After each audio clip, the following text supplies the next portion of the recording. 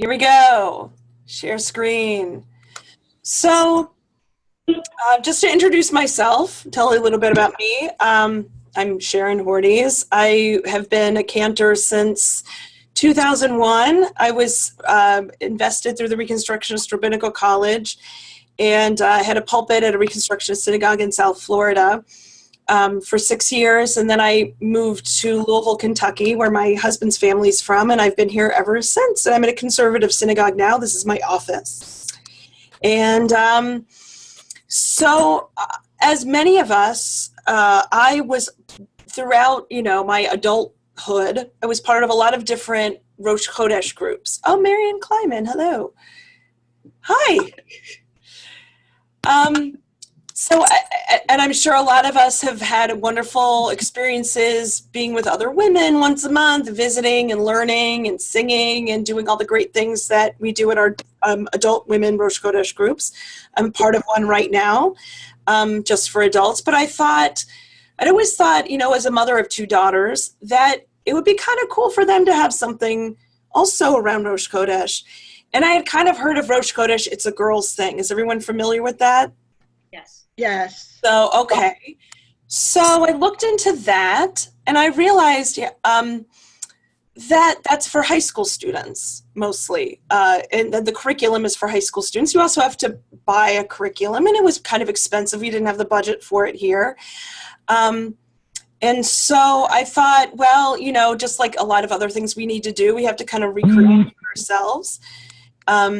And so I happened to, around that time when I was thinking about it, became friendly with a new woman in town who is married to our executive director, but had previously been in Connecticut.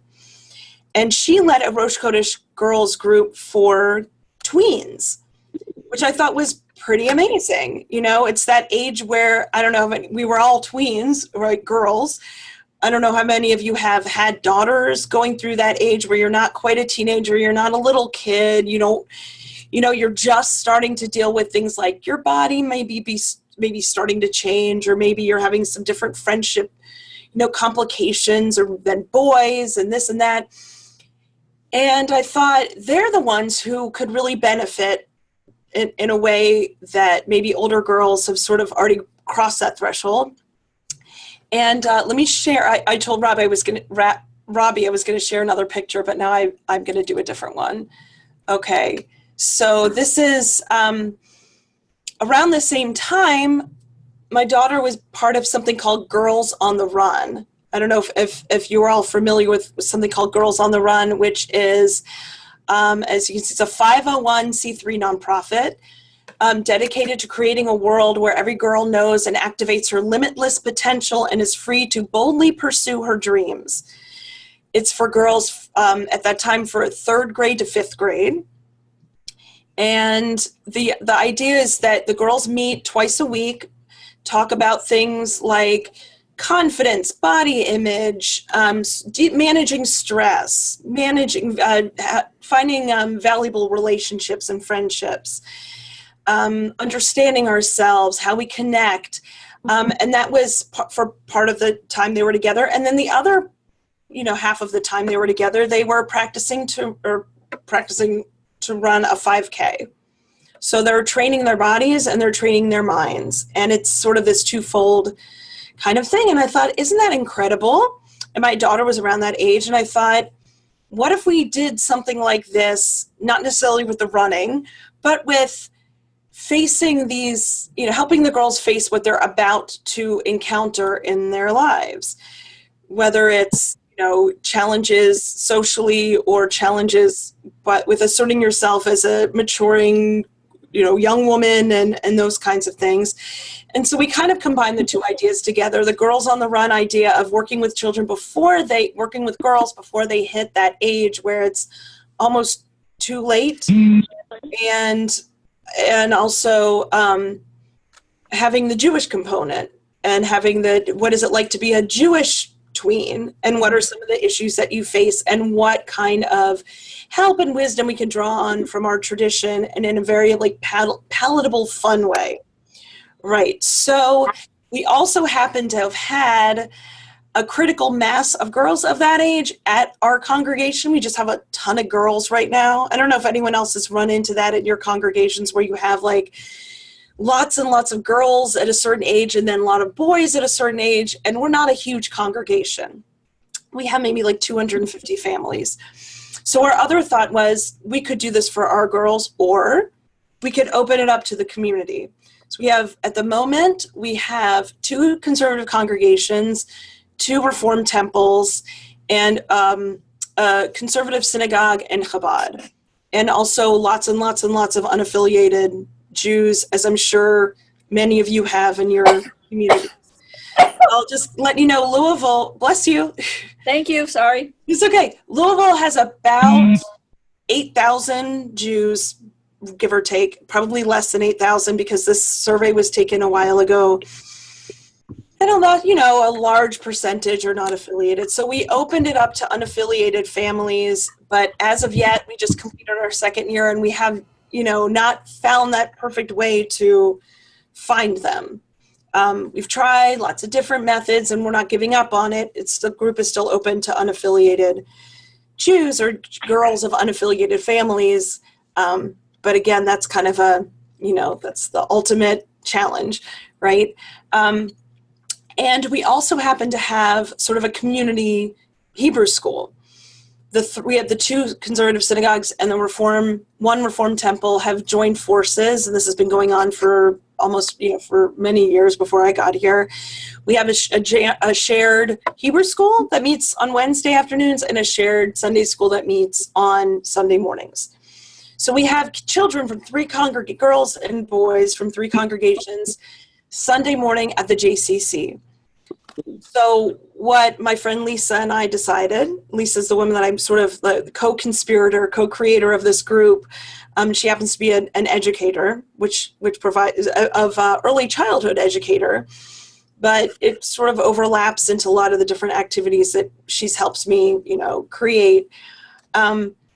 So we meet with the girls once a month on the Sunday around Rosh Chodesh. They come right after Sunday school. We meet at one of the rooms of the JCC. We give them lunch. And then we have this activity. We have this program. So when we meet on the Sunday the closest to Rosh Chodesh each month and directly after Sunday school at the Jewish Community Center, which solves the biggest problem, which is getting them there. They're already there. And for parents, it's an extra few hours where they can do whatever they need to do on a Sunday afternoon. And they seem to just really enjoy it. We feed them. We give them something to do on a Sunday afternoon. The parents don't have to come pick them up until 2:30. So that part, I think, has helped make it so successful. We have had an average of about 10 girls each month from all the different congregations. And they come willingly. They are excited to come. So let me explain a little bit about what it is that the hands-on of what it is that we do. So who is involved? The girls who are about ages 9 or 10 to 13. We've had some girls kind of hang on after their bat mitzvah, but mostly not. But 9 or 10 to 13.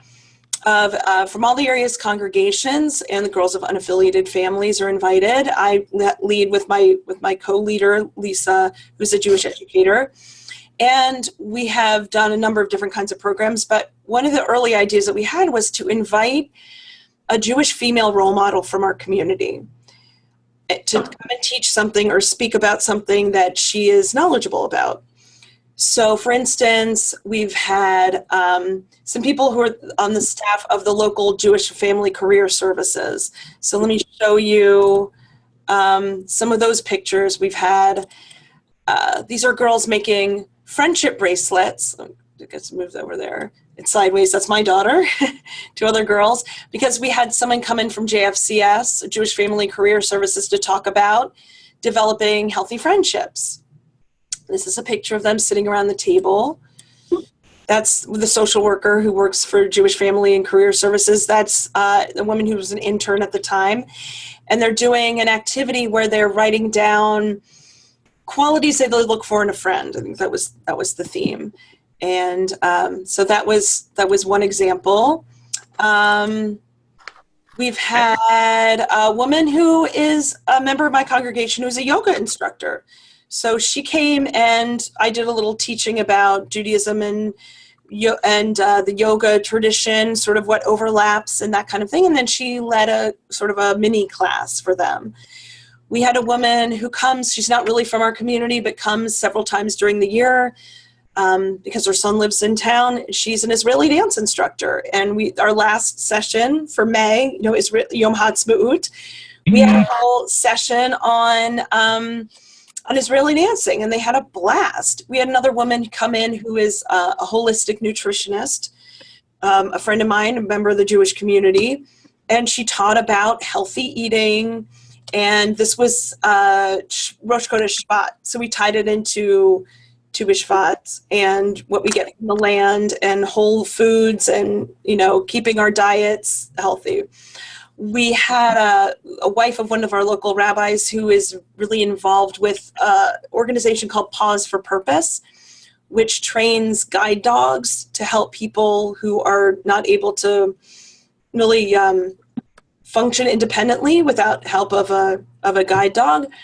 And we tied that together with Rosh Chodesh La Behemot, which was the Rosh Hashanah La Behemot, which is the new year for animals, which a lot of people don't know about. Some synagogues will do a blessing of the animal kind of thing. It's in right around Sukkot. No, it's not. It's in Elul. It's Elul's right before High Holidays. I was thinking of something else. So she came and she was going to bring a guide dog and wasn't able to at the last minute, but she talked about what it is she did. And then the girls made dog toys and cat toys.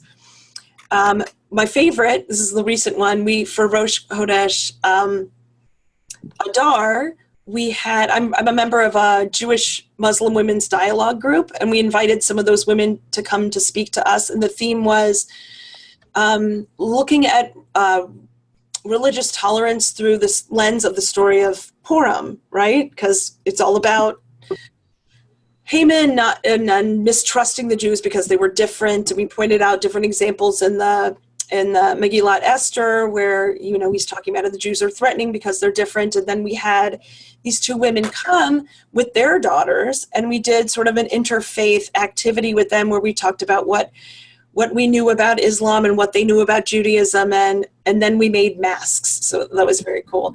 I'll show you some of the pictures from that class. Let's see, is Purim masks. So the girls made masks.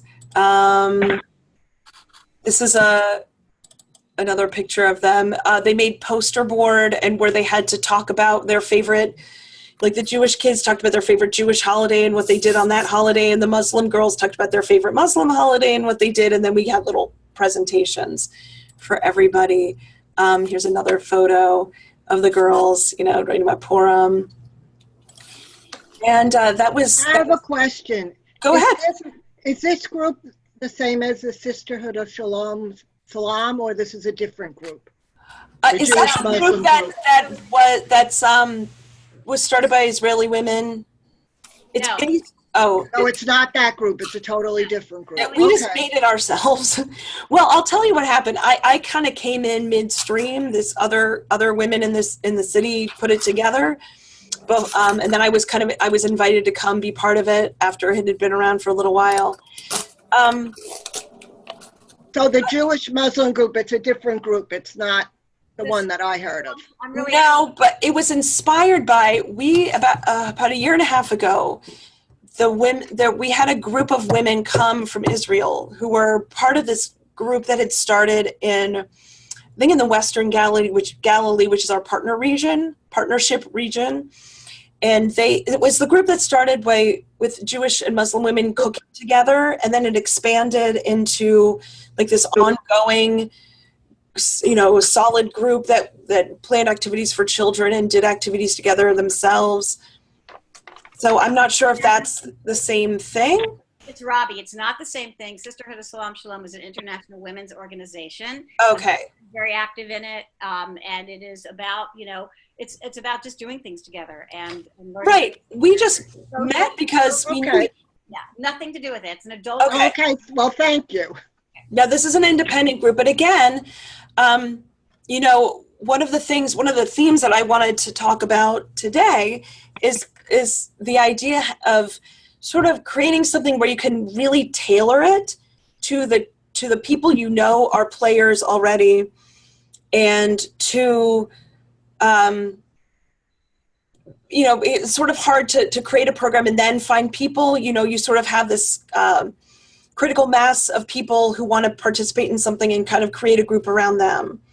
And for us, we do our own thing. We're not part of a group. Of course, we would certainly be interested maybe in joining in with a national group or international group, but we are just kind of doing our own thing right now. And I feel like that's the same thing with our Rosh Chodesh group. Our girls happen to really love arts and crafts. So a lot of what we do, and Lisa, being a preschool educator, is really knowledgeable in arts and crafts, and she's a million ideas, and she's extremely creative. So we do that.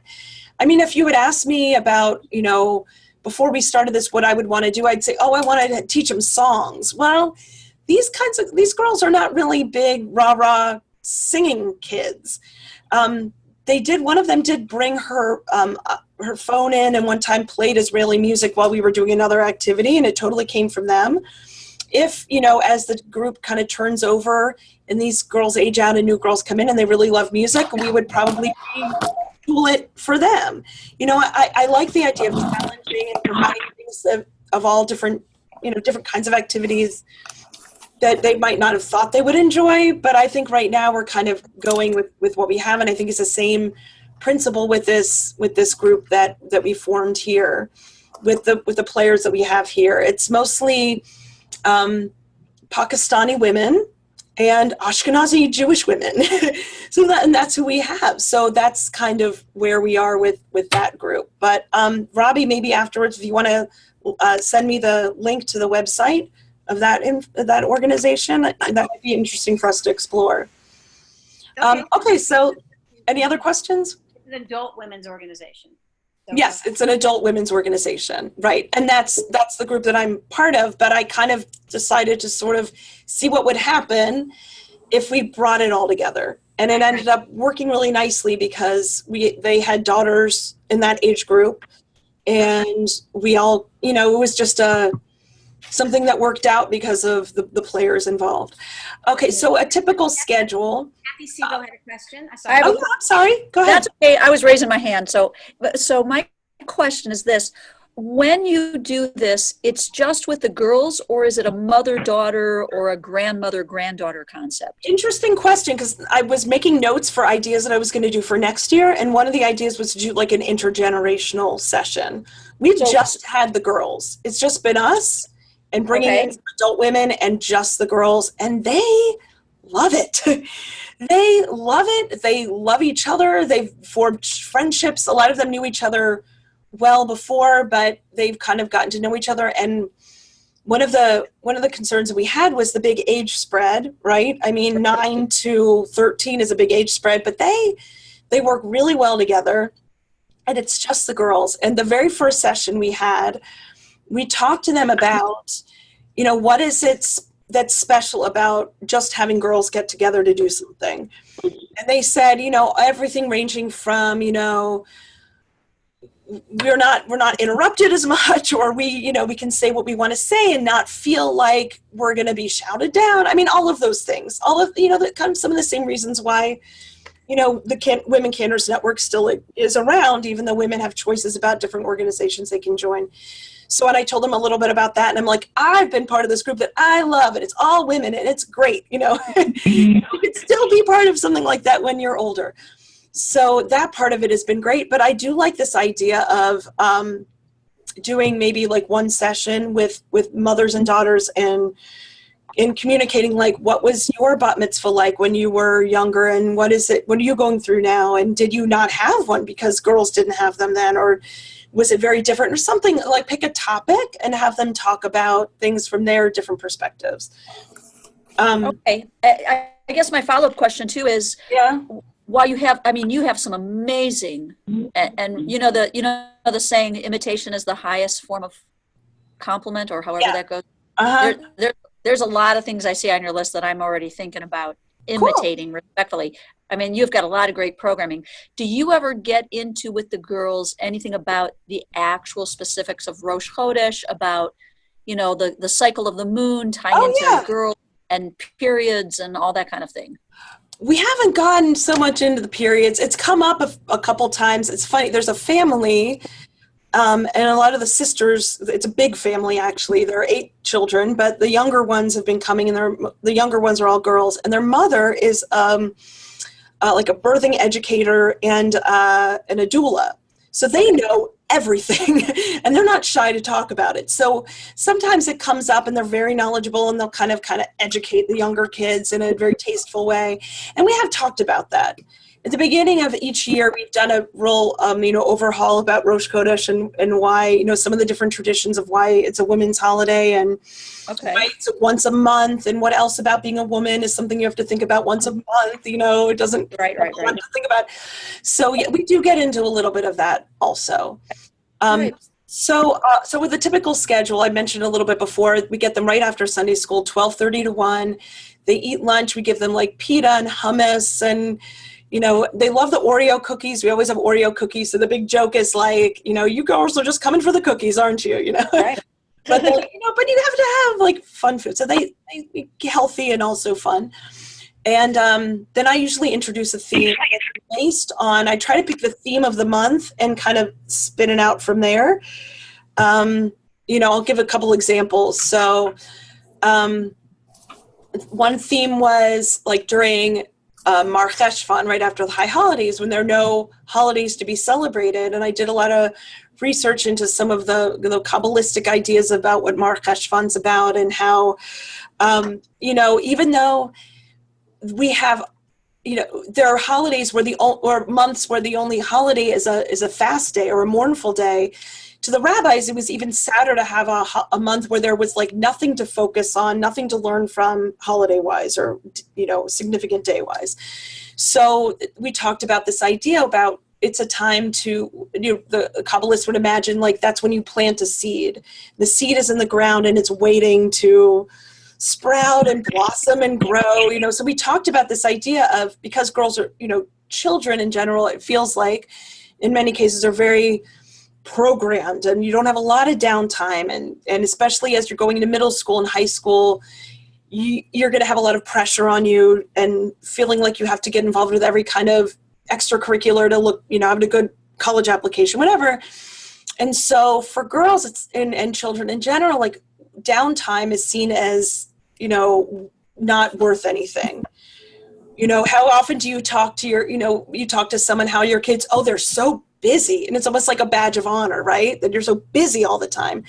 So Mar Cheshvan is like teaching you that it's okay to not be busy. And we talked about, have you ever felt like when you've had, unexpected time off, or, days where you feel like you were supposed to do something and it was canceled, and you have lots of time on your hands, like, do you find that maybe you're bored at first, but then you do something creative because your mind has the chance to rest and come up with something creative?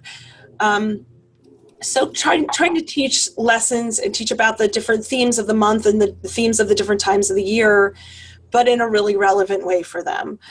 For instance, like the most recent Rosh Chodesh girls gathering that we had, we talked about Yom Ha'atzmaut. And so I made little note cards with well-known Israeli women, prominent, I said here Jewish women, but what I did was it was prominent Israeli women. And the girls they all have their phones, right? So here's a time when you're allowed to take out your phone. And they take out their phones and they have to look up 3 facts about that prominent Israeli woman and then share with the group. So then they're the teachers and they have to talk about, Shemer or, Golda Meir or somebody, all of these different women who are prominent for various reasons. So we did a similar thing with the heroines from the Passover story. We broke them down into groups and say, like, your team, Shifra and Pua, and tell us what was significant about them, and you're Miriam, and talk about why, you know, you should be in the Passover story. Like, so we try to make it really relevant. And like I said, the class about the Purim story and teaching religious tolerance through the Purim story, through Megillat Esther.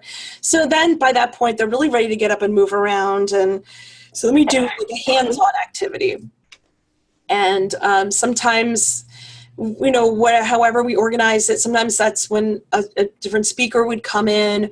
One of my favorite activities that we did, and I think this was for Rosh Chodesh Adar last year, because we focused, instead of, so the kids all know the Purim story, but what they, you know, we focused on the idea of gifts to the poor, Evyonim, because a lot of kids don't know about that. So we had a social worker come in and talk about what some of the people who are coming to them, what their needs are, and how it's really been a crisis in the past few years of people who are on food stamps.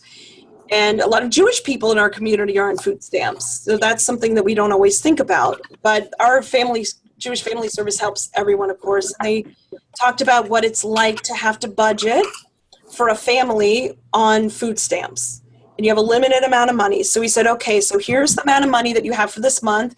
We passed out all these grocery store circulars with all the, you know, the sales, the things that are on sale. And they had to put together a meal plan for their families for, I think we made it like 2 weeks. And here's the amount of money you have for that, to kind of get them in the mindset of, there are people all around us who are, you know, food insecure. And what is that like? Another activity that we did was, and this was not somebody we brought in from the Jewish community because we couldn't find anyone, or certainly a Jewish woman, but we had a Taekwondo instructor teach us about self-defense. So that was fun. We've done, like I said, we did Israeli dancing, we did yoga. We did the group that the session that we did to launch the whole thing, which was 2.5 years ago around Hanukkah, and we had them divide into teams, and one was Team Hillel and one was Team Shammai, and they had to argue, like, should you light the Chanukiah starting with 1 candle and go up to 8, or should you light it 8 candles and go down to 1? And they had to debate it. So they had to study it and gave out like study materials, and they were on it. They were really into it and really excited. So that was fun. Like I said, we did the interfaith dialogue with their Muslim peers and their mothers. We did the pause for purpose, learned about service dogs and service animals. And one time, and we were trying to do more outside of our regular, you know, reading at the JCC. So one time we met at the mall and we went shopping for Hanukkah presents for kids. We have something called Hanukkah Helpers, where the Jewish Family and Career Services gives us a list of like wish lists from different kids all around the community for Hanukkah presents. And then people, they don't have names on them. It's all anonymous. And they're written on these little dreidels. So you get your dreidel with a list of things that the kids want. And the girls brought money. And we went shopping for these kids who were on their Hanukkah helper lists. So that was one that they really enjoyed because, you know, I know my daughter loves shopping. So for her, it was like, no, it wasn't for her. She had a good time with it. And they were, you know, looking for bargains and looking for, you know, what would this girl really like and what do I like? And so that, I felt like that really, it brings these issues home to them instead of just donating. Did someone just say their question? Okay. And then the last part are the crafts. They love the crafts. So this is really my friend Lisa's department because this is her forte. She's a preschool preschool educator. And she loves all of these kinds of things. So I always defer to her. I say, here's the theme. Here's what we're going to talk about. Here's the speaker. And come up, you know, you'll come up with a craft. So here are just a few of the things that we've done. I couldn't even remember all of them. But so we've painted. Do you know that phenomenon where people paint rocks with like inspirational messages or pretty pictures and leave them out in the community? Yeah. So we painted rocks with nice messages to be, you know, around the community. let's see, I may have a picture of that. I know I have pictures of, a lot of times our craft projects tie in with Tikkun Olam. So over the winter, we made those felt scarves. You cut the little fringes, and then that's my daughter again, sideways. And they just cut the scarves and decorated them and made them beautiful. And then Lisa and I collected them and donated them to a homeless shelter. They're having so much fun. They don't even think about that that's her daughter, making the knots and tying them. So that's one example of something that we've done that's been a service project where we decorated Miriam's cups, just getting like glass cups at the dollar store and gluing on those little, I don't have a picture of it, this particular one, but gluing on those like glass jewels. And then we have like glass markers and things like that. They made cards along with the Hanukkah helpers thing. They also decorated cards that would go along with the gifts for the girls. And it just said like from a friend, happy Hanukkah, and pictures and things like that. Of course, you saw the pictures of them decorating the Purim masks. They decorated clay pots on Tu B'Shvat and planted parsley. And that would be ready to harvest in time for Passover. When we had the presentation, another presentation from the Jewish Family and Career Services, the theme was talking about healthy friendships. So the craft was making friendship bracelets. So here are some of the girls with, the floss thing, which they all love to do, and they all do at camp. So for them, that was like a fun thing to do that reminded them of camp also. So that's, so I think this is, and then here's just a random picture of them just having fun. They love each other. It's a very tight community. And, most of the time, our biggest problem now is that it gets a little bit out of control with the socializing. So sometimes we're like, okay, stop talking and listen to us, because they're just having a blast. It's not a chore to go. It's not like, oh, I've got to go to Rosh. My mom's making me go to Rosh Chodesh group, And funny enough, one of the mothers that I was talking to, when her daughter was old enough to age into it, I sent the file home, or the flyer home to her. She says, oh, this is great. This is like a girls' power group. And I was like, kind of, yeah, it sort of is. It's a fun, it's empowering. That's a big part of it. And it's also, they learn a little bit. They get to kind of flex their muscles. They get to have discussions where they get to be heard and not, interrupted, or, of course, not to say they don't interrupt each other, but, we have ground rules. We try to keep it civil. And I feel like they have a really good time coming. And like I said, for a while, some of the girls who had aged out were coming back for a couple sessions just because they kind of missed it. And then they ended up moving on. But I feel like we, it was successful because of hitting on things that we knew that they would enjoy doing, but also the way that we scheduled it. It was right after Sunday school, saved the parents an extra trip. We did our best to really tailor it towards what our girls, that age group, and what we knew they would like to do. I'm interested going forward into next year, again, like I said, speaking to what Kathy asked, to do more like at least one session that's intergenerational, mothers and daughters talking about how life is different now as a girl. Like, their moms might have not been able to wear pants to school. I mean, that was a thing, right? Or, right, you have to wear a skirt to school.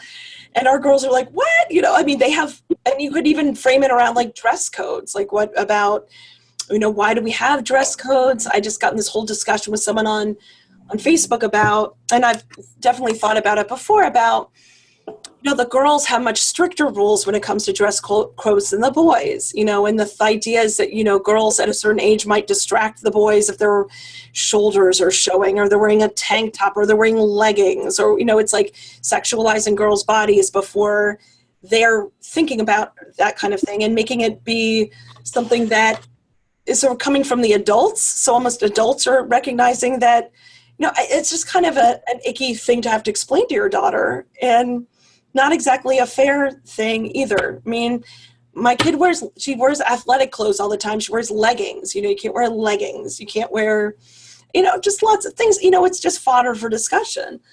So I like, that idea.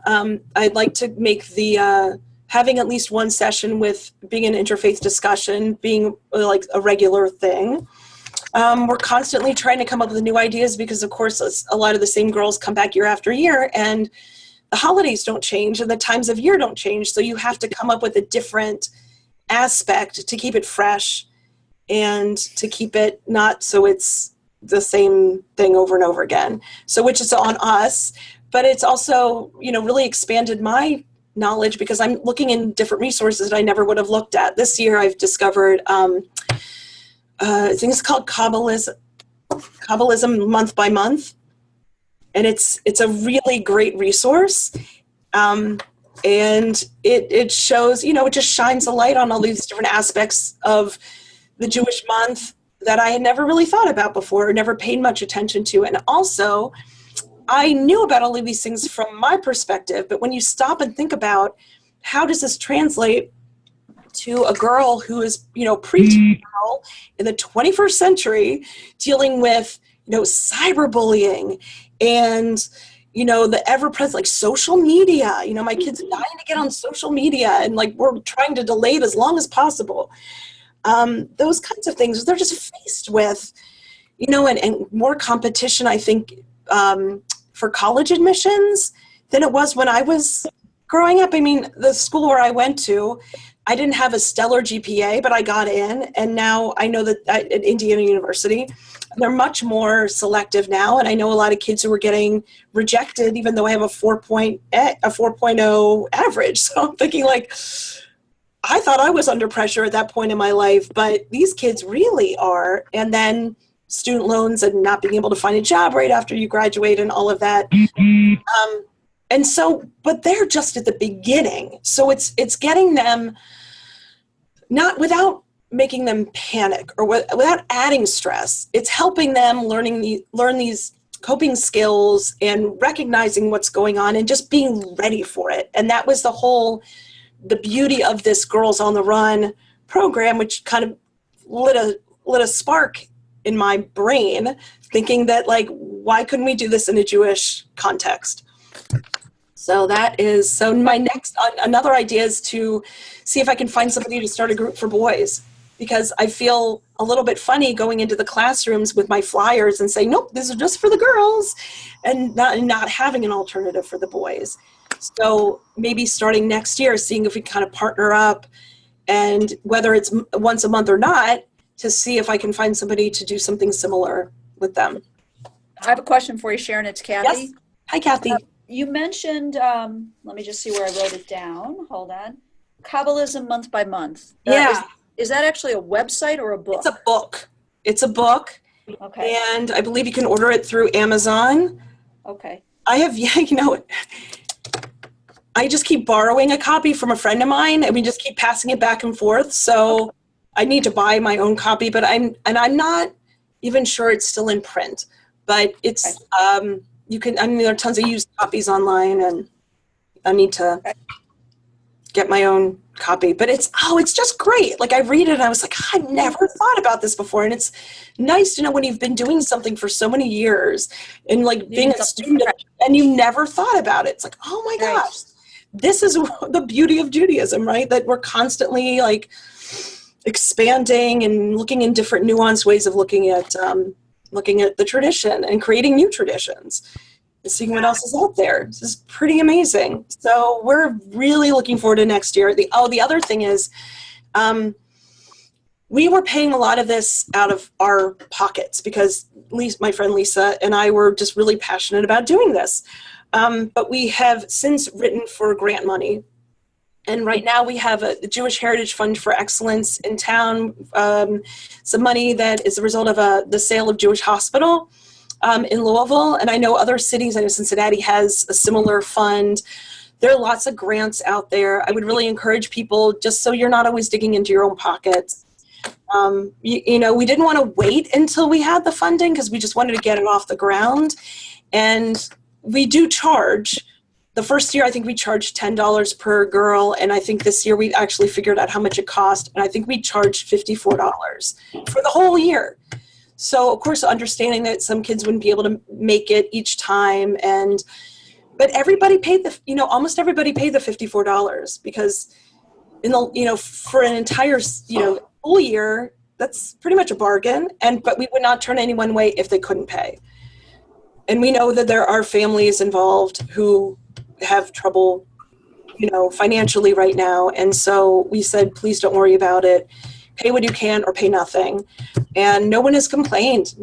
A single person has not said that's too much money or whatever. But I would much rather not make families pay, especially in this day and age where so many things are coming free, like PJ Library is free, and families, birthright trips to Israel are free, and and we're doing so many programs at our synagogue now where we just ask for a donation of whatever you can give. We have free dinners based on, funded by different funds in our congregation. And, you have to open the door wide. You can't say you can't come in if you don't have whatever. So I think the whole, we've all thought about this, we've all talked about the whole dynamic of dues paying and paying to be Jewish, and all of that is like part of this huge paradigm of something that's going to have to adapt and change. But in any case, in our little world, in our little Rosh Chodesh girls group world, we've been charging, but I'm hoping that when we'll find out that we do get the grant, and we will not charge like a nominal amount of money, because when somebody pays into something, they're invested in it. But we've really had no issue recruiting. The girls love it. They invite friends to come. It's like word of mouth from them and not even from parents. They say, I'm going to invite my friend to come with me. She'd love it, So it's been just really nice, and also another way to build bridges between the different congregations. I've been trying to we have a number of female rabbis in town, and I've been trying to get them to come and speak, but Sunday afternoon is a tough time. There's usually some sort of conflict, and but I'm again, it's just rolling it over to the next year and trying again. Robbie. Good. I'm glad you saw me. Wow, my head is spinning. I'm overwhelmed. You will make the document that you created for us available? You can send it by word to me, and I will send it out. I'll post it on our Facebook page. Okay. If people have questions, you will be available to answer them. This is so amazing. This is like love it. Thanks. I love it. Thanks. Beautiful idea. Thanks. Yeah. Someday there needs to be. This is a really fantastic thing. I love all the different ideas. I'd love to hear more about how you get your specific ideas. And you mentioned Kabbalism month by month, that it helps come up. Well, this might be our theme, and this might be the expert we bring in, and things like that. So I love Well, it's been it's like the perfect example of chavruta, right? Because I'm coming from my world, and having gone to cantorial school. Lisa lived in Israel for a few years and was briefly part of a more frum community. So she's bringing that experience. She has experience, of course, early childhood education experience, which I have, although, I sit and play the songs for the kids, I've never been trained in any of that. Right. So she's bringing that to the table. It helped us so much. We would sit together at lunch and just idea explosions. And then we got to the point where we were reading each other's minds. It brought us together. I have a new really good friend out of this. But I would really encourage to come, one or a couple of people, and when I invite a Jewish female role model from town, I say, what are you excited about? What do you like to talk about? And I'll plug you in, are you free that month? Because it sounds like your theme really matches up with this. Mm-hmm. Or, like what we did with Rosh Hashanah La Behemot, we didn't meet in Elul. Of course, there's no Rosh Chodesh Elul, and we just didn't meet in Elul, but we kind of rolled it over. We created a theme because we just thought the girls would really love, and we were really hoping that she'd bring the dog, and it didn't work out, but she may have gotten some volunteers through that, because she said a lot of, bar bat mitzvah projects, that would be a perfect bar bat mitzvah project, is to volunteer for Pause for Purpose. So in that way it was great. I want to bring the nutritionist back. They loved her. They asked her a gazillion questions. And she's somebody who also had lived in Israel and is part of my Rosh Chodesh group. And she's the one who lent me the Kabbalah month-by-month book. So a lot of this is just, it's like what WCN's all about. It's collaborating with other women. And it's awesome. And I think they kind of, so we're feeding off of each other, and then they see our excitement when we come in each month.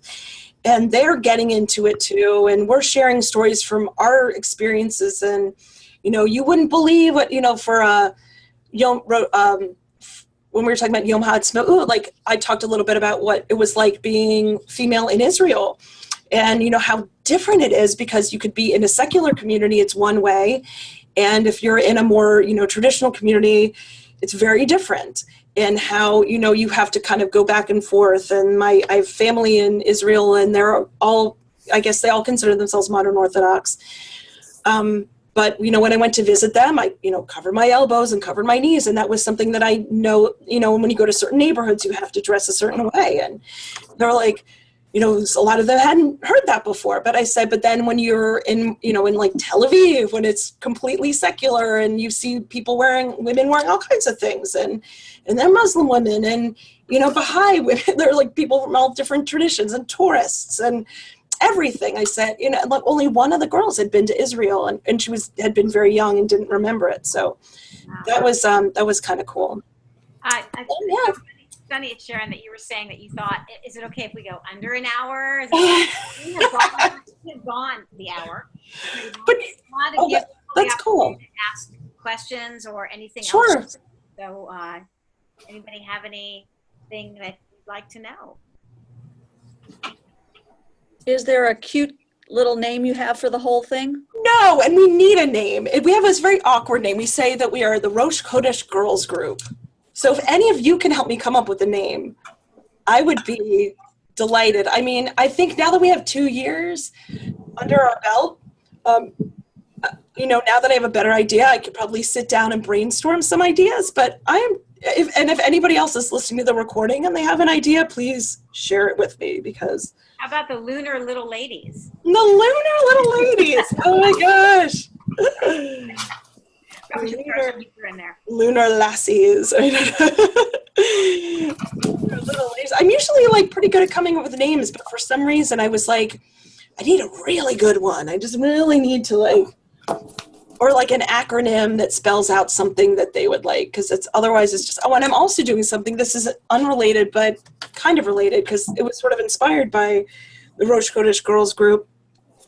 Like I said, in our congregation, for whatever reason, we have like these groups of girls in a certain age group, and then we have a bunch of boys. But right now we have a lot of girls. And the next 4 B'nai Mitzvah are actually Benot Mitzvah.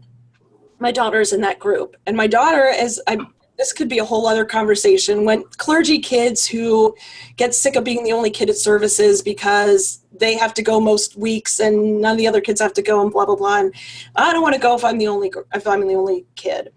So I said, all right, once a month, we're going to do something where we invite all the girls. There's 6 of them right now.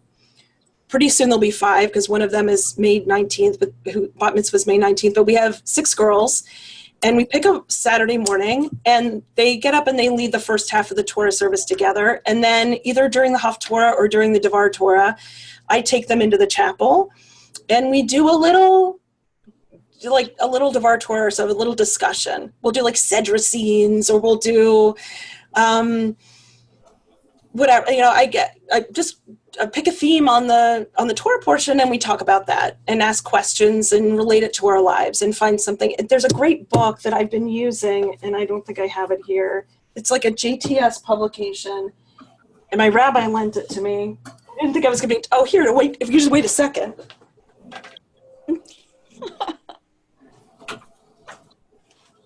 So it's this JPS B'nai Mitzvah Torah commentary by Jeffrey Salkin. And it's every parsha geared towards pre-B'nai Mitzvah kids. So I use this book a lot when I talk to them. And then I apply them with cookies. I have like a special, go out and I buy cookies for them. And sometimes I'll do like the first kind of cookie I got, it was a black and white cookie, and we were talking about Joseph, and I was like, how is this black and white cookie like Joseph? And so they had to say, well, sometimes he's good and sometimes he's bad, like those kinds of things. How is this? And the last time I got Newman's O's, those where you pay a little extra because the money goes to charity, and we were talking about the sacrifices and how people who didn't have it was a couple weeks ago. And if you had to bring a sin offering, or to bring an offering, and you weren't wealthy enough, you could only bring this, and you were allowed to bring, the less valuable, whatever. And I was like, and here we are able to, pay extra money for these cookies. We're like the people who were able to bring more to help, support the people who couldn't bring them. So anyway, and then we do a Devar Torah, and then we join up with everybody at the end of the service. And it's worked out really well. So it's a guarantee you're going to have friends there. They're not the only kid coming. They get a little bit of experience leading part of the service, but they're not by themselves. They're with other girls. And then they get to be together. And then we always have lunch at the synagogue after services, and they sit at their own little table and socialize. So it's much better. Yeah? Sharon, can you just show me the title again of the Oh, yeah, sure. JPS B'nai Mitzvah Torah Commentary. Okay. Yeah, it's great. So every chapter is a different parsha, and then he summarizes it, and then he talks about big ideas. So he picks like 4 or 5 themes. He breaks it down. And so it's kind of like, I don't always have a whole lot of time to prepare each week. So I just kind of, I take what I already know, and then I kind of skim this, and I think, oh, well, that relates to them. And then he writes out like a different Divrei Torah for the different themes. It's really, really helpful. And of course, I know a lot of you probably have seen Seder Scenes. Have you seen this? Yeah. It's fun. So interestingly, a lot of these girls are involved with drama and theater, this group of girls that come. And so they like the plays, and they get really into it. So that's been fun. But I don't know if I would have thought to do that if I had so much success with the Rosh Chodesh girls group. So it's like one thing kind of led to another, and that's just our synagogue's kids. It's open to anyone who wants to come, but we really just, that's like their little junior congregation kind of a thing. And so I've really been having a great time, and Lisa and I are looking forward to next year. And I asked her if she wanted to be part of this group, but she's like, no, that's okay. You do. I'll be behind the scenes. But she helped me out because I couldn't remember certain details, and then she would send it to me and gave me ideas. So it's truly a chavruta is the best word I can think of, because as we bounced ideas off of each other, and we would come in with ideas, and by the time we left, it was like pages and pages of just thoughts of how we wanted to do it. So, and she also has daughters. So her girls have been coming, my daughter's been coming, and but then, these other girls, it's just been really great.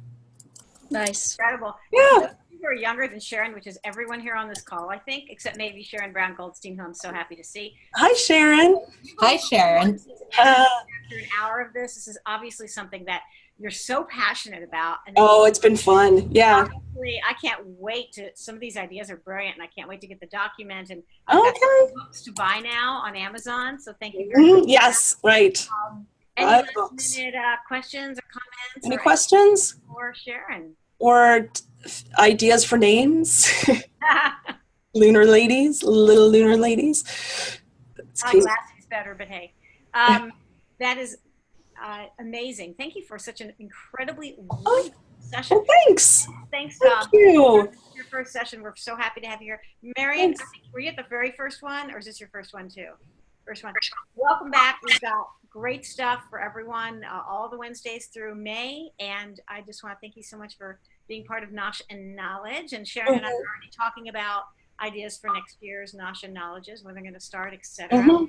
We think we're going to do a High Holy Day, something in August, where we're going to do a bunch of stuff. High Holy Day, maybe dresses, vocal care, different kinds of things about High Holy Days. So we may start up with Nosh and Knowledge again in August. But in the meantime, we're all the way through May. So Yeah, it's really cool. I'm looking forward to the next one. thank you, Sharon. I'm going to stop the recording. Okay.